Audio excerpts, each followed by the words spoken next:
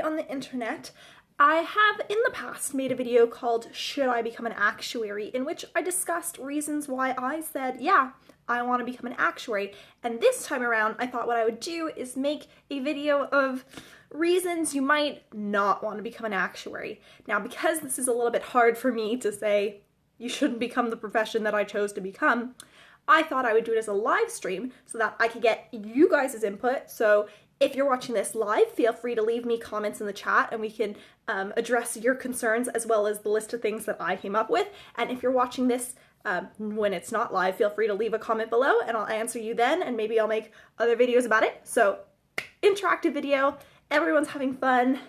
It's like a party every day in my live streams. Oh, by the way, it's LEDA. Live every day in April, so I'm making lots and lots of videos. Give it a thumbs up because I'm making lots and lots of videos. Yep, cool.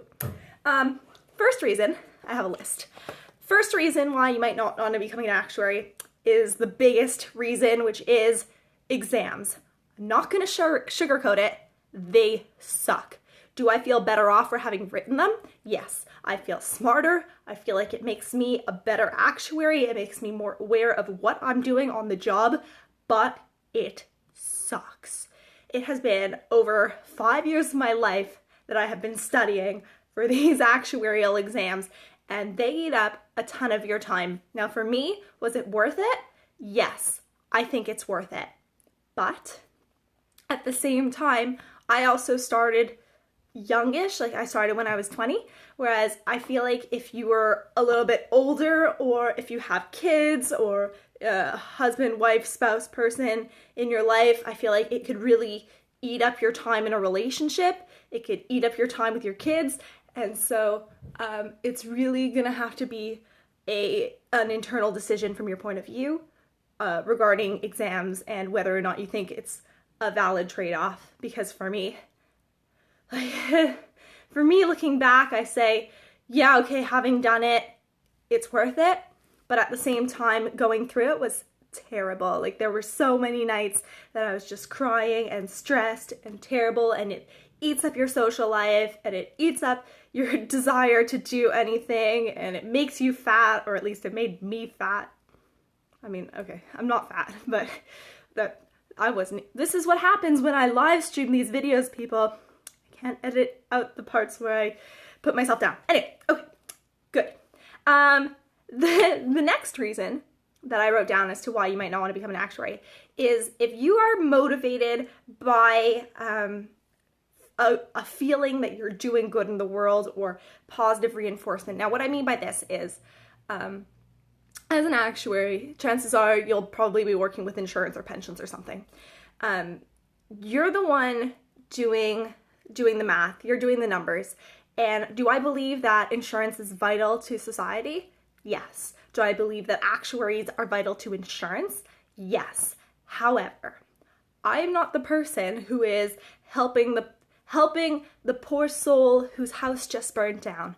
I'm not a person who's feeding the homeless or curing dying children. If you are motivated by that instant, like, I'm doing good in the world feedback, you're not going to get that when you're an actuary. I think that I'm doing good in the world, but my appreciation for my work comes in the form of, my bosses will say thank you. And I'm not ungrateful for their thank yous. Like, my bosses are very appreciative of what I do, and I'm really grateful that I have people who appreciate my work, but I don't get that warm, fuzzy feeling from my job. It's a cold, sterile, I'm looking at numbers job. And I was telling this to my mom because she asked me what my reasons were going to be, and she said, look, there are some people who what they're meant to do is make money and then donate that money, and that's their contribution to the world, and not everyone is meant to be feeding the homeless or like, I would make a terrible nurse. There are some people who have such compassion and patience and empathy that that's what they're really meant to do. And if that's you and you are really driven by that human-to-human contact, I don't know if being an actuary is for you. Again, this is me just giving you my input as to what you might what you might be weighing back and forth, but like obviously at the end of the day, this is your decision. It's who you are, and it's your life, you know? Taking a question from the comments, Lemon Tea says, stupid question, does being an actuary make you feel superior to other people? Not really. Like, the thing is when being an actuary, a lot of the time people will, when I tell them that I'm an actuary, they'll say, oh, you must be really smart. And since I'm the kind of person who lives with an imposter syndrome, I kind of always feel less than. So even though I'm really good at math, I am weaker in the creative areas, and so I always feel like I'm not a whole person because I can't take pretty pictures or I can't write a beautiful novel. So I definitely don't feel superior. I think if anyone feels superior because of whatever their profession is, then I think that's inherently who they are as a person. That's my opinion. Dylan says, hi. RPM Tech Tip says, hello. Hello, you guys.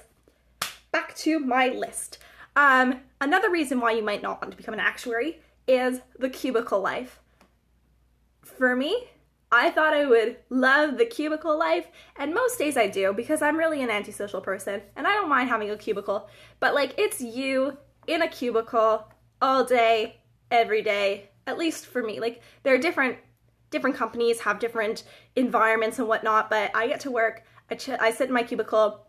We have sort of low dividers so we can turn around and talk to people, and that's really nice. Me and my coworkers talk, like, I don't want to say all day because there are, you know, long stretches where we're sitting around on our computers and we're not just sitting around chatting all day. But if you can't sit all day, if you can't spend long stretches looking at a computer, it's probably not going to be the best job for you. For me, the minimal social interaction that I get by communicating with my coworkers is plenty. If you are more of a social butterfly, I would say maybe consider going into actuarial consulting as opposed to an insurance job. Whereas for an insurance company, my job is to work for the company, whereas for a consulting company, you're working for the client. So a lot of what you have to do is coordinating with clients, go schmooze with people and talk and whatever. I don't really know what they do, let's be honest. I haven't done it. But I feel like there might be more of a social interaction and a little bit less of the cubicle life. But at least at an entry-level job, chances are it's a lot of sitting, a lot of computer time, and if that's not who you are, I mean, that's true in any office job, but you might not feel like you're right for an office job. Simon says, first, hi. Second, I was a math major for my first year of college and realized it wasn't for me, so I switched to geography. Awesome. Listen, I am all for people switching majors because the worst thing in the world, I think, is feeling like you're trapped in your life. And like for me, there are days where I go, maybe I don't want to be an actuary anymore. And just the knowledge that if one day I decide I don't want to be an actuary and I'm able to do that, that's amazing for me. Most of the time, most days I do want to be an actuary, let's be clear, but I'm fully in favor of people saying, this isn't for me, and I'm moving on. Another thing I have on my list, reasons why you might not want to be an actuary, this one's an obvious one. If numbers make your eyes cross, if you look at an Excel spreadsheet and it just makes your brain hurt, if you are not built to look at numbers, like my cousin is this kind of person, you ask her like basic addition and her eyes just glaze over. You're not meant to be an actuary, I'm sorry. This is different from not being a math person if you consider yourself to not be a math person because you're in high school and you have a bad math teacher. There are people who can ruin math for you. If math is taught wrong, it can ruin math for you. If you're a numbers person, but you just had a bad math teacher, don't use that as a reason to not become an actuary. But at the same time, if you are really that kind of person who's just like, nope, can't, numbers just don't go in, don't go out. No, you're gonna be working with numbers all day, and like, I have fun with my numbers, so I'm really cool, guys. I'm really, really cool. Comments. Whoa. RPM Tech Tip says, why did you start your channel? What is your target audience? I started my channel back in 2009 just because I've been watching a lot of YouTubers and I was like, I can do that. Who's my target audience?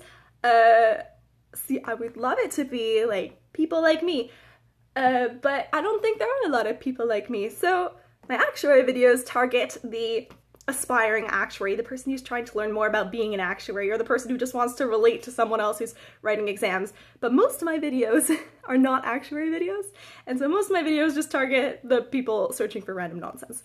Nutella, hello! Ken says, try writing with your left hand, it'll turn on the creative side of your brain. Maybe one day. Ryan says, hi everyone. Scrolling through comments is hard. David says, is it worth going for the actuarial profession after university at the age of 21? I'm hoping to graduate with a BSc in prosthetics and orthotics. I really want to shift into this profession. So 21 is not an old age to start at all. Like, and if it's really what you want to do, for sure go for it. And even if you start going for it and then decide it's not what you want to do, like, you can always switch back, always change. But yeah, no, 21 is definitely not an old age to start at all. Timothy says, I'm definitely trapped in my life. Yeah, but you can make the most of it. Ken says, is getting the ASA before any experience hurt your chances of getting hired? So I've heard people like leave comments on my videos saying that they've heard this. I'm not involved in recruiting in my company. I've never been involved in it, so I don't know. At my company, I don't think it would be, but obviously the job market is different depending on where you are. So I really couldn't say for certain. Depends on where you are. Back to my list. Another reason why you might not want to be an actuary is if you love math because of the right answer. And this has kind of been a tricky one for me, because the reason why I loved math as opposed to English or something creative is that math was not subjective. You have your math questions and, you know, you do this plus this plus this plus this, and this gives you the answer. Whereas with actuarial math, what you're trying to do is you're trying to forecast into the future. You're trying to make your predictions for what costs should be, what reserves should be, all that future forecasting. And there's no one right way to do it. There is no one right answer. What they say is if you gave the same data to 50 different actuaries, you get 50 different estimates, because there's a lot of judgment that goes into it, a lot of decision making, and a lot of different very valid respected techniques. So a lot of what your job is sifting through a bunch of different techniques, playing with your assumptions, testing sensitivity. By sensitivity, I mean, like, if you change an assumption a little bit, how much does it change your final result? And so for me, it was a little bit of a shock at the beginning to see how much decision making is really goes into it, and how much of a creative math it is. Like, it's fun, and when you get into it, it's good, but it's also a little bit stressful when you're like me and don't love making decisions. Let's see, I don't want to miss questions. Karen says, is all of those years of struggle actually worth in monetary terms? I think so. At my company and at a lot of companies around me, or I don't know what it is like in every market, but for me, when I pass an exam, I get a 5% raise and a bonus if I pass on the first try. And so if you understand how compounding works, having a higher salary earlier in your career just like blows up your total lifetime earnings, because every time you get a salary increase, it'll be like 2% increase or 3% increase, you know, something, it's in percent. So if you start off with a higher amount and you increase by 1%, you're just blowing up the charts. And so for me to be able to get a 5% increase per exam is just really not helpful, but like, I think it's worth it for sure over the lifetime of my career, monetarily Yes.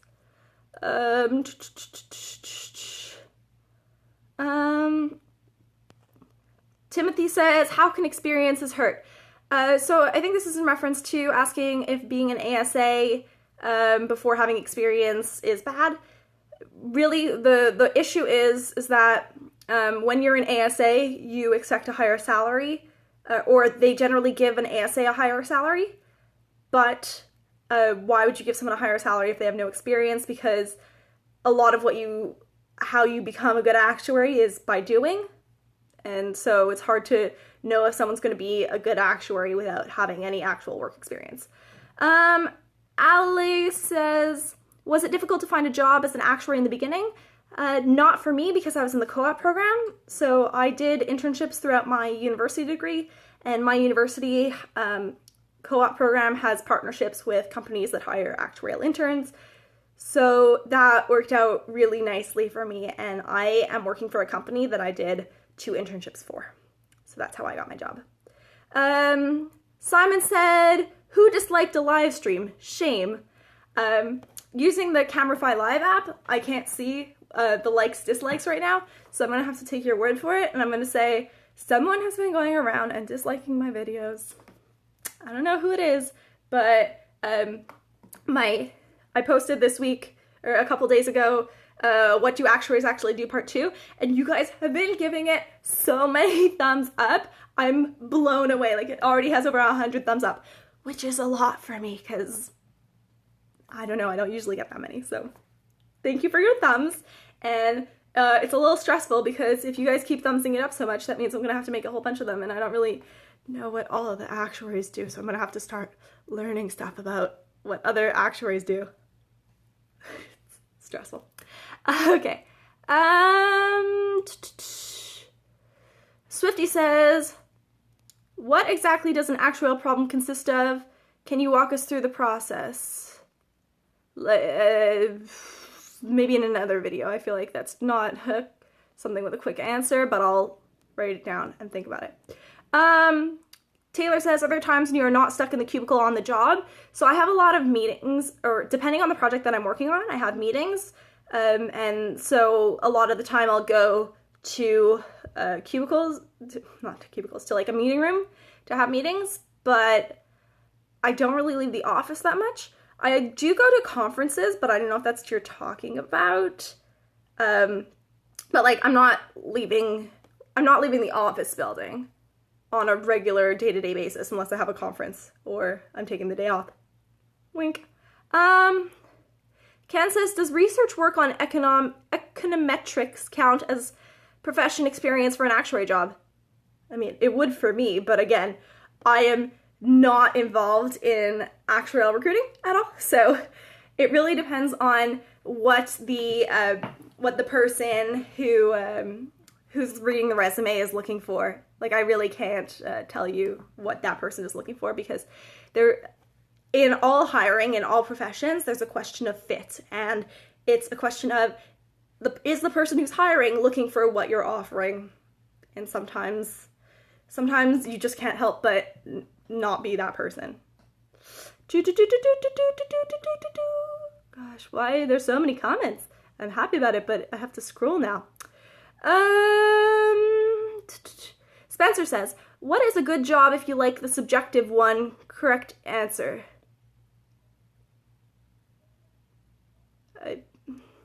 What? Maybe my brain isn't on, but I don't understand the question. Sorry. Victor says, how long does it take to become an actuary straight out of college?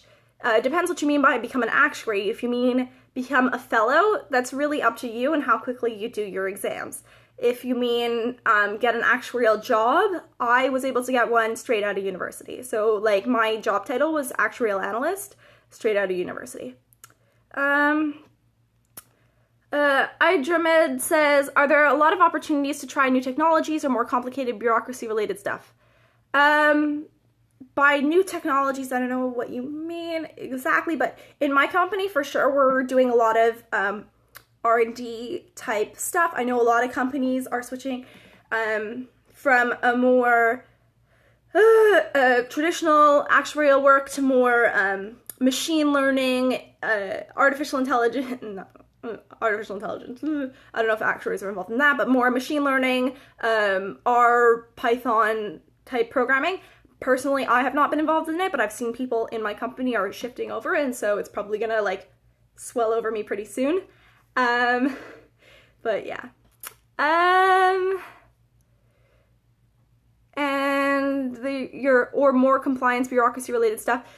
Like, as with any office job, you're gonna have office related stuff that you have to deal with. Nutella says, did you see MJ mentioned you in his latest video? Yes, I did, and I commented, and I was like, thank you for the shout out, and then I've gained a whole bunch of new subscribers. Like, I gained maybe 10 subscribers after he posted it, so that was fun for me. Yeah, no, he's awesome, and I'm grateful that he mentioned me. So that's cute. Swifty says, are you an AS major? If by AS that means actuarial science. I studied actuarial mathematics, but I graduated 2 years ago. George says, so many comments. I missed 2,000 subs. Well, you know what? Get used to it because I am a star. No, actually, I'm live streaming every day in April. That's what LEDA stands for. Live every day in April. And so I anticipate fewer and fewer views. So like come back in a week or two and there'll be nobody watching my live streams anymore. Just you and me. Just you and me. Charu says, hi, I love your videos, particularly live streams. Can you help me out with the CT1 exam, study material, or books or videos? So CT1, I think, is an exam that is not in North America. So I am not aware of what the syllabus is, unfortunately. But MJ, the student actuary, wink, he has videos on that, so he can probably help you out. Ken Yang says, can you be self-employed as an actuary? Yeah, I have definitely, at the CAS conference that I went to last year, I definitely met a self-employed actuary, at least one. I think it's rarer. I think more often than not, people will start out in a company and maybe switch to like be an actuarial consultant or start their own mini consulting company. But in my opinion, yes, I believe you can. Wink. Yeah. So, I hope you guys enjoyed this live stream. I gave you a little bit here and there, reasons why you might not want to be an actuary, and we talked about some other actuary stuff. I have more live streams coming this month, so give it a thumbs up for all the effort that I'm going to have to be putting in this month. I love you guys. Not all my live streams will be actuarial related, by the way, just to clarify. Give it a thumbs up, subscribe to see more of my face, and I will see you guys tomorrow. Yes. Thank you for calling. Bye-bye.